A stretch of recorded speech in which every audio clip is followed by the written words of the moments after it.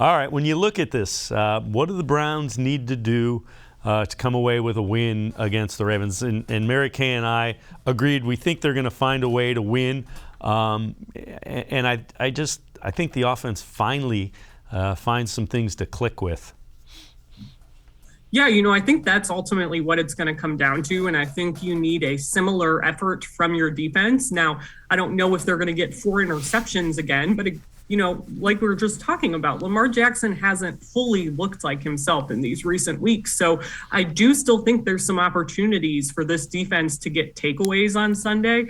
But overall, I just think the offense needs to come out and we need to see some tangible changes compared to last time. And what I've been talking about is just calling the offense for the players that are currently there and currently healthy, not in some ideal scenario. So hopefully the bye week allowed those guys to get some rest. I think Kareem Hunt, you can't overstate his importance. I hope the week off would have done him some good in terms of that calf injury. He talked about how he was kind of managing his treatment and coming to the facility and still running a little bit and getting massages. And for him to have that week off after returning in his first game back from that injury, I think that could potentially be huge for this offense. He's a safety valve for Baker Mayfield on so much stuff. So really, I think he could be a bit of a difference maker this time, kind of like we were in a best case scenario we're hoping for the first time they played the Ravens. The other thing is the wide receivers have been banged up. We mentioned DPJ. He had kind of a nagging groin injury.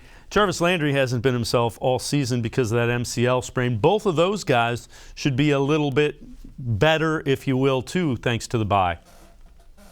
Yeah, I was wondering if the Ravens game hadn't been right before the bye, if they would have sent DPJ out there anyways, or if they just would have said, we're just shutting you down until the bye is over and then we'll reevaluate. But yeah, a lot of a soft tissue injury like that, I think it's so important to get that rest and kind of like we were just talking about with Kareem Hunt, kind of manage that treatment and massages and whatever else you have to do to make sure you are maximizing your healing process. That all can be really, I guess, your time can be maximized that way in the bye. So definitely could be key with some of these guys who have been going through some nagging injuries this season for most of the season, in the case like Jarvis Landry.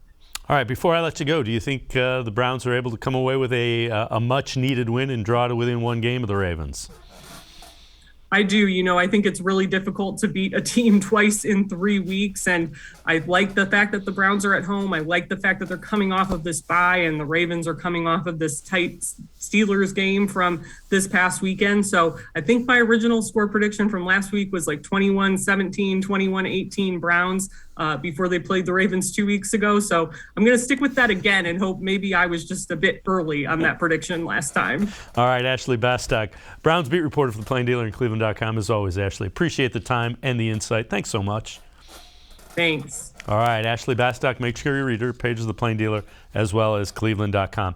That'll do it for this edition of Sports for CLE. We will see you again tomorrow. Scheduled guests, the D-Man, Dennis Maniloff from WTAM News Radio 1100, and Tim Bielek from the Plain Dealer and cleveland.com. That is tomorrow, 4 o'clock, Sports for CLE. We'll see you then. Have a great night, everybody.